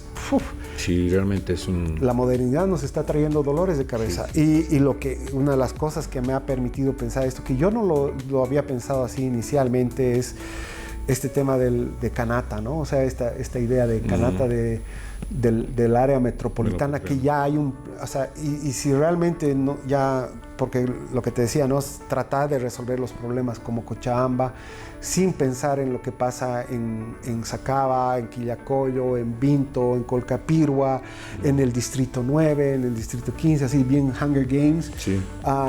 Es imposible que resolvamos nuestros problemas, ¿no? Porque la salud, podemos tener buenos hospitales en Cochabamba, pero la gente de Sacaba va a seguir viniendo a nuestros hospitales, ¿no? Entonces, es un problema que lo compartimos con los municipios vecinos y las soluciones tienen que ser integrales, ¿no? Entonces, un poco, esos son los artículos, ese es el formato y eso es sobre más o menos el estilo que yo quiero en los próximos 10 artículos. Pero me parece magnífico porque creo de eso se trata, ¿no? O sea, un poco al margen de todo lo que has mencionado, estas problemáticas ciudadanas, ojalá nuestra ciudad creciera a la par un poco de las necesidades, del caos, no solamente desde el punto de vista de la seguridad. Ojalá tendríamos la alternativa de que creciera a la par de nuestra ciudadanía, y creo que en muchos casos no es así, ¿no? Apenas estamos balbuceando una solución a la basura, entonces creo que ese tema... Y me parece interesante esa visión porque creo que es un poco esa combinación también de poder ver la situación con cierta sensibilidad desde el punto de vista literario también, ¿no? Por supuesto, porque o sea, ese es un poco a lo que te lleva el texto, ¿no es cierto? O sea, yo no pretendo que o sea, menos yo, dominar el texto, decir, poner mi idea y qué es lo que yo creo que debería suceder, no, eso sería medio... No, o sea, yo estoy descubriendo con estas cosas, con estas lecturas, con estas... buscando gente que conoce mucho del tema y que por supuesto, es 10.000 veces más experta que yo. Entonces, leerlos a ellos y decir, oye, pucha, qué interesante, ¿no? O sea, ahorita en Cochabamba, si queremos resolver gran parte de los problemas que tenemos aquí en la ciudad y todo, tenemos que fortalecer la idea de Canata, ¿no? O sea, el transporte de Sacaba a la ciudad, el transporte de Quillacollo, la Blanca Galindo, los hospitales, ver las escuelas nomás, o sea, el tema de la educación, el tema de las universidades, ¿dónde va la gente de Sacaba a estudiar? No va a Estados Unidos, no va a Europa, viene a la Univalle, viene a Unifrance, viene a UPB. UPB está en otro municipio, entiendo que no sé si está dentro del municipio de Cochabamba, si está en el municipio de Quillacollo. Univalle está en el municipio de Tiquipaya. O sea, tienes los hospitales, tienes el hospital de Univalle dentro ¿no? O sea, en la laguna una Lalay en el distrito de la zona sur. ¿Me entiendes? Ahora, ya no hay forma de pensar soluciones en las que no se pongan de acuerdo el alcalde del municipio de Cochabamba con el de Quillacollo, con el de Sacaba, con el de Vinto, con el de Colcapirua. Y si no lo hacen, colapsamos nosotros aquí en Cochabamba, ¿no? Porque yo lo puedo decir ahorita, ¿no? O sea, muy suelto de cuerpo, oye, pero has visto las carreteras, no sé si has utilizado la de Quillacollo últimamente, o sea, se ha vuelto casi como el Prado, digamos, ¿no? Sí. O sea, hay un tráfico impresionante y eso significa mejores señalizaciones, mejor uso de pasarelas, necesitas... Ahora, esta basura, la que nosotros va a cara, ¿no? Va dentro del municipio de Cochabamba, dentro de otro distrito. La solución pasaba por por Colcapirua. O sea, es bien complejo el tema. Es muy complejo. Y encima somos cochabambinos. Claro. ¿No? O sea, pero el cochabambino tiene que tener la capacidad para... Claro. O sea, porque nosotros en Cochabamba, o sea, tenemos en Cochabamba uno de los municipios más avanzados ahí en el país. Probablemente tú ves La Paz y ves nuestras pasarelas, nuestras carreteras, nuestro manejo, o sea, nuestra señalización. Ahora, por supuesto, somos países pobres, nos falta mucho, el manejo de las motos se ha vuelto caótico, tenemos una gran cantidad de problemas. Pero Cochabamba no se ha dejado, o sea, Cochabamba históricamente es muy interesante. Incluso Santa Cruz, que tiene los problemas de nosotros multiplicados por 4, por 5, porque si nosotros hablamos de migración, puta, o sea, los camas tienen que hablar 800 veces más de migración, porque si hablamos de basura, los camas tienen que hablar de basura. Si nosotros hablamos de agua, los camas tienen que hablar de agua. Y eso hace, bueno, era mi penúltima pregunta, pero eso hace que Cochabamba históricamente y a lo largo de la historia siempre ha sido una ciudad de paso y de hospedaje, es decir, una ciudad, Cochabamba ha acunado a sectores sociales, a culturas, y creo que hasta ahora se está dando ese fenómeno. Cochabamba se está constituyendo en una especie de aglutinadora. Vienen del interior del país los fines de semana, por ejemplo, a pasar un fin de semana tranquilo, comen bien, se come bien, está tranquilo, no es una ciudad, digamos, absolutamente caótica o dispersa o lo que sea, es una ciudad relativamente tranquila frente a otras, digamos. Entonces creo que en ese sentido el trabajo que tú tienes en la revista hoy, recordarles también a todos nuestros seguidores, durante 10 números se está publicando el trabajo de Marcelo en esta revista hoy. Creo que esa es una mirada muy interesante, ¿no? Sí, y además, mira, necesaria, o sea, porque es lo que te decían, los políticos serán políticos, discutirán ellos, los movimientos, los universitarios, todos tenemos nuestra propia visión, pero la idea también un poco de estos artículos es decir, oye, o sea, podemos no hacer nada o podemos dejar las cosas como están, pero el problema va a seguir creciendo, ¿no es cierto? Porque la migración va a seguir creciendo. Claro. Y es interesante ver de dónde viene la migración, ¿no? O sea, la migración que viene a Cochabamba está muy bien identificada, ¿no? Viene de Potosí, de Oruro y de La Paz principalmente, ¿no? Esa es nuestra migración, ese es el crecimiento. Exacto, por ejemplo, hace como unas cuantas semanas me fui por la zona sur. La zona sur es otra Cochabamba, ¿no? Y se genera una buena cantidad de la economía. Es lo que sucedió con el Alto, por ejemplo, hace como unas 2 décadas en La Paz, donde prácticamente todo el tema comercial, económico, está ahora concentrado en el Alto. Es decir, los del Alto les pueden dar lecciones y obviamente pues un trabajo casi académico, entre comillas, de cómo se debe manejar la economía. Esos comerciantes en el Alto son pero maestros en manejar la economía, y creo que Cochabamba se está constituyendo en eso. La zona sur es una cosa impresionante, ¿no? Es impresionante. Vas por el lado del que se llama donde está el Guarbeto Villarreal, la refinería. Claro, entonces, la avenida petrolera, sí, toda la Distrito 9 creo que es, ¿no? Sí. Toda esa zona. O sea, es interesante porque, o sea, nosotros en Cochabamba vivimos en una burbuja, ¿no? O sea, tenemos nuestra burbuja Cochabamba, tenemos nuestros propios problemas, tenemos, ¿no? O sea, además, nosotros manejamos un poco mejor el tema de los árboles, el tema de los espacios, de las avenidas, de la señalización, de los desechos, del agua, del CEMAPA, de las tuberías, de la electricidad. Todos estos problemas que los estamos manejando relativamente como ciudad, ¿no? O sea, que los enfrenta a la ciudad, porque es una ciudad, es un municipio de altos ingresos, es un municipio, uno de los municipios seguramente más ricos que hay en el país, como son los municipios de las ciudades capitales, ¿no? O sea, me imagino que La Paz, Santa Cruz y Cochabamba deben ser los municipios, aparte de Porongo, aparte de seguramente Quillacollo, Sacaba, son municipios que tienen recursos porque hay impuestos, etcétera, etcétera, ¿no? Pero tú ves y vas a Cochabamba, dentro de Cochabamba te trasladas en 15 minutos a la zona sur y ves otra Cochabamba, y ahí están definitivamente los migrantes que vienen a Cochabamba. No les gusta la Cochabamba que hacemos nosotros, o sea, con justo derecho, con justa razón también. O sea, no les gustan los árboles, no les gustan las avenidas grandes, no les gusta la señalización, o sea, tienen su propia forma de enfrentar una ciudad, su propia mirada. O sea, entonces, esta Cochabamba que convive con la otra Cochabamba, este artículo que estoy escribiendo para el siguiente domingo, le estoy llamando los cinturones. O sea, no esta marginalidad, entre comillas, estos cinturones que están alrededor de las ciudades, se están creando nuevas ciudades alrededor de la ciudad. Ahora, lo que te decía, podemos, ¿no?, decir, oye, no pasa nada, no pasa nada, y veremos cómo se soluciona esto, dejemos que se solucione. Pero ya es imposible, o sea, tenemos que enfrentar estas cosas, o sea, porque has visto en Cochabamba, o sea, en plena pandemia, en plena crisis del 2019 con el Evo, ¿no? O sea, la zona sur, o sea, iban los carros cisternas a la zona sur, o sea, podía haber pandemia, pero nunca hemos dejado de mandar agua de la zona norte a la zona sur, nunca.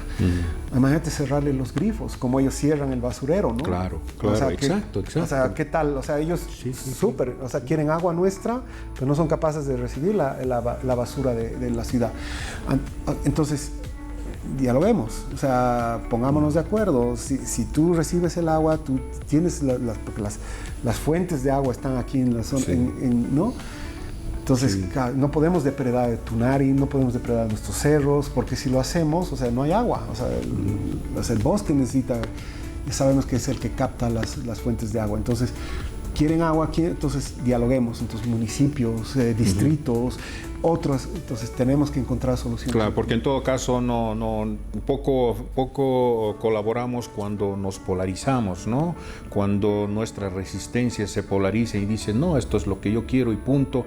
Y creo que lo que tú dices es lo más adecuado, confluir, el poder dialogar, el poder acordar una relación no armónica y de hermandad, cuando menos de diálogo, y obviamente de poder un poco subsanar ciertas carencias que tienen tanto en la zona sur como tenemos en la zona norte.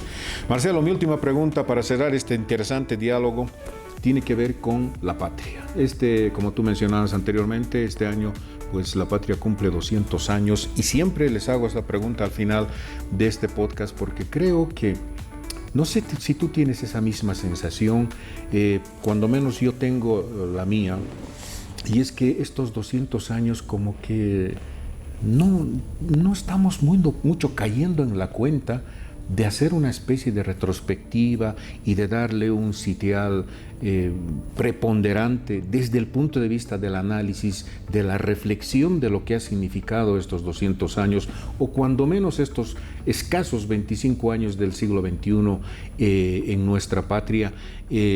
¿Cómo ves tú este tema del Bicentenario, tomando en cuenta tantas cosas, tantos temas, tantos hitos históricos, no solamente desde el punto de vista social, cultural sobre todas las cosas, el poder establecer esta relación casi un poco conciliadora desde el punto de vista social? Los bolivianos hemos caído en la cuenta de que somos distintos, pero al mismo tiempo en nuestra diversidad podemos unirnos. Ahora que en este momento tan complejo, una coyuntura política tan compleja, tan abigarrada, como decía Zabaleta Mercado. ¿Cómo atisbas tú no solamente este presente, sino lo que podría significar más allá de estos 200 años que vamos a cumplir este agosto, desde tu visión, desde el punto de vista literario, desde el punto de vista de la sociedad y nuestra relación como bolivianos? O sea, creo que la pregunta implica la respuesta. Lo has dicho correctamente. O sea, nos hemos dividido en el país, nos hemos creído uno encima del otro, uno superior al otro. Hay los paceños, hay los collas, hay los cambas, hay los venianos, hay los chapacos, hay gente del altiplano, gente del valle, gente del llano. O sea, y todos nos creemos con nuestras... Es como que los últimos años nos hemos dividido, es como que cada quien ha ido por su lado, no hemos tenido una posibilidad o un verdadero diálogo, o sea, y es lo que hablaba yo un poco, y esa es probablemente mi forma de pensar, o sea, y eso es lo que nos está pasando ahora, ¿no? Ese diálogo de sordos en que cada quien cree tener su opinión y su derecho y finalmente su verdad, digamos, que impone al resto, ¿no? O sea, y el odio que hay en Bolivia entre los bolivianos es alarmante,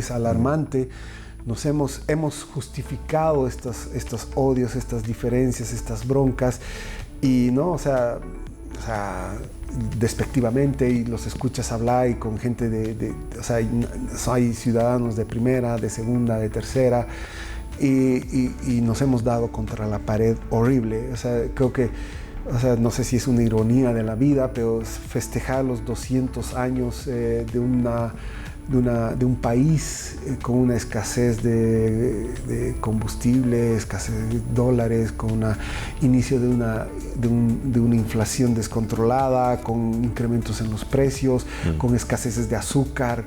O sea, así o sea, esa ha sido nuestra construcción en 200 años. O sea, entonces algo tenemos que estar haciendo mal, ¿no? O sea, no puede ser que después de 200 años de república, de Estado plurinacional, de municipios, de investigaciones, de avances en el mundo, sigamos dándonos contra la pared, ¿no? O sea, ¿cuál es la solución? O sea, ¿quién tiene la solución? O sea, ahondar el odio, ahondar la división. O sea, lo que yo te decía hace rato, si no logramos en estos 7 municipios que conforman el Canata, no logramos crear mesas técnicas y mesas de discusión técnica, no políticas, porque políticas estarán ahí, ellos los políticos con sus cosas políticas, sus partidos y sus intereses, pero Canata ya tiene que ser técnica, o sea, ya se tienen que discutir problemas técnicos. El agua de la zona de Misicuni va a Semapa, y lo mismo en el país. O sea, el diálogo, si Santa Cruz produce azúcar, que no lo está haciendo San Buenaventura para mala suerte, pero es un gran fracaso lo que producen tantos millones invertidos en esa planta para no generar lo que dicen que van a hacer. O sea, y tenemos el azúcar en Bolivia de Santa Cruz. Bueno, conversemos. Si el aceite viene del oriente, hagamos lo mismo con la carne. Si nosotros en Cochabamba estamos produciendo, no sé, verduras, lechugas que sirven al resto del país. Antes lo hacíamos con el trigo, si tarija con vino, con ajos, sucre con especies, con ajís, con oréganos. Nos necesitamos. O sea, si no existe este diálogo, Beni, con ganadería, con piscicultura, castañas en el Beni, o sea, todos. Ahora, yo sé que esto parece trillado, es como que yo estoy hablando de la solución que probablemente me ha dado mi profesora en primaria hace exactamente 20 años, pero realmente volvemos a eso, porque te das cuenta que, o sea, si no logramos esta coerción nacional y tener una búsqueda común entre todos nosotros y unirnos entre todos, vamos a seguir dividiéndonos. O sea, y los últimos años hemos justificado esta división, ¿no? O sea, cambas, collas, paceños, cochabambinos, y cada quien se insulta, entonces yo creo que ese va a ser el problema, y yo creo que, pues, como te digo, irónicamente van a ser los 200 años más tristes de una república, de un Estado plurinacional, porque estamos llegando a agosto ¿cómo vamos a llegar al 6 de agosto? ¿Será que tenemos más dólares? ¿Será que el problema de la gasolina se ha resuelto? ¿Será que qué están diciendo los transportistas? ¿No? Exacto. No podemos ya trabajar nosotros, ¿no? Ya no es un tema de la gasolina subvencionada, ¿no? Se está viniendo una crisis, estamos en el inicio de la crisis, estamos así como pisándole la cola a la víbora, ¿no? O sea, la crisis nos está respirando la nuca a todos nosotros y nos estamos dando cuenta que eso es lo que tenemos que hacer. Entonces, si no lo hacemos, bueno, pues asumiremos las consecuencias, ¿no?, de nuestra falta de diálogo. Exactamente, y creo que tú lo has dicho muy bien. Creo que ese es un poco pues el reto, ¿no? El poder rearticularnos en una Bolivia no diríamos del todo absolutamente cohesionada, pero cuando menos pues tratemos de aportar de lo mejor de cada departamento por un bien común, que sea una olla común, porque al final de cuentas es eso.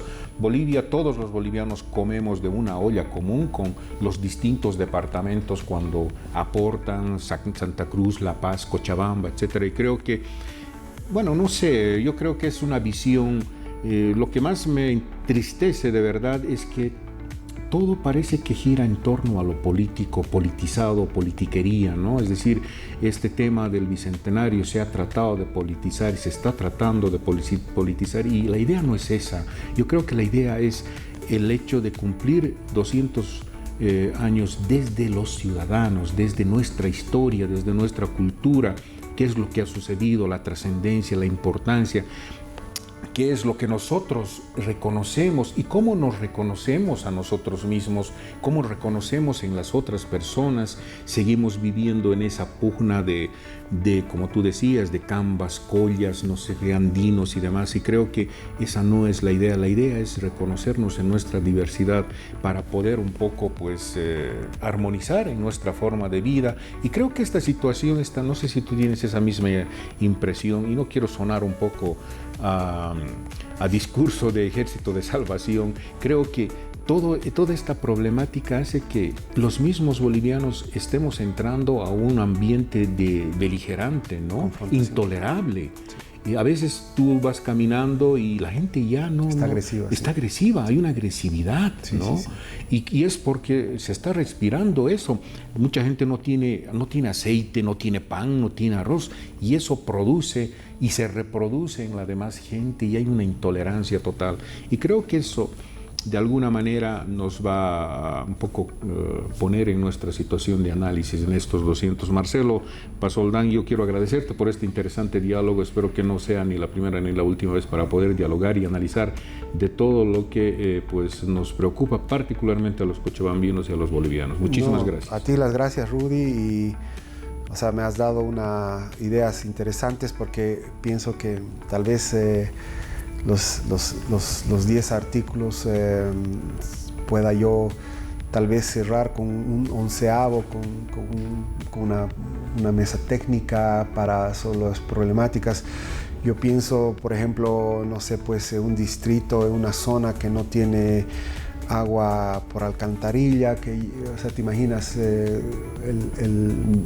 lo maravilloso que es para un distrito que le llegue agua por alcantarilla. Uh-huh. y mejorar las aducciones de Misicuni. O sea, tenemos que integrarnos, y eso tenemos que generar una mesa técnica, tenemos que discusiones, porque para el tema de la electricidad, lo propio, o sea, cuánto crece el consumo de electricidad. Ahorita estamos creo que en 1500, 1800 megawatts. Eso va a ir incrementando porque se están sumando distritos, se están sumando zonas.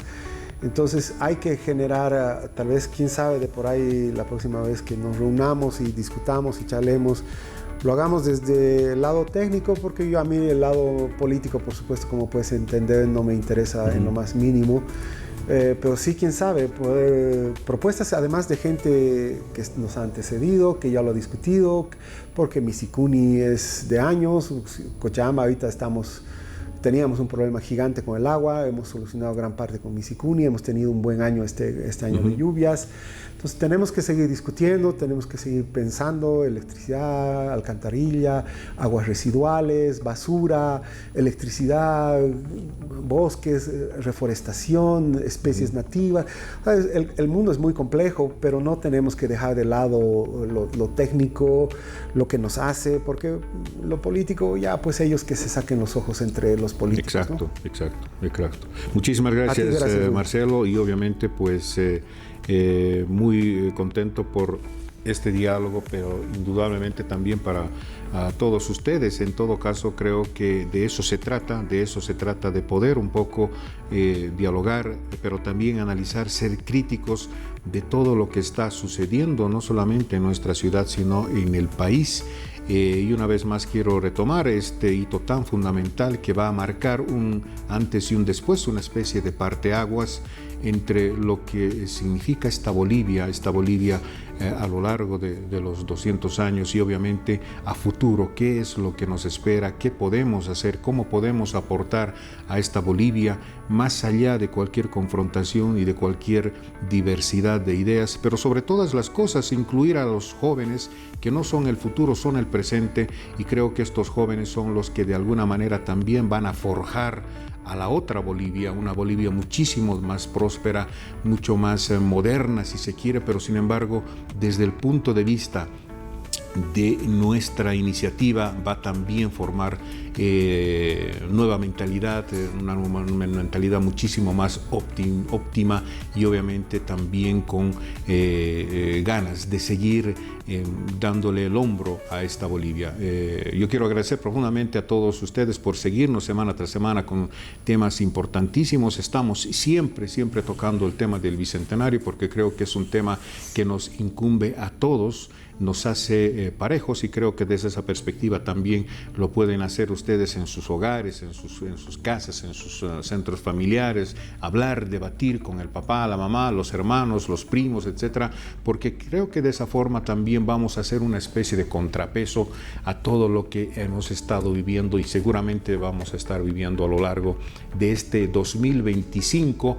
El 2025, dos fechas importantes, las elecciones generales de este 17 de agosto, pues también van a marcar un antes y un después de esta Bolivia. Si le gusta este contenido, por favor dele like, comparta, suscríbase, comente, pero también active la campanita para que le alerte de un episodio nuevo. Estamos en todas las plataformas, estamos en Spotify, en YouTube, en Facebook y en la página web del periódico Los Tiempos, www.lostiempos.com. Muchísimas gracias, un gran abrazo y nos vemos en el próximo episodio. Hasta entonces.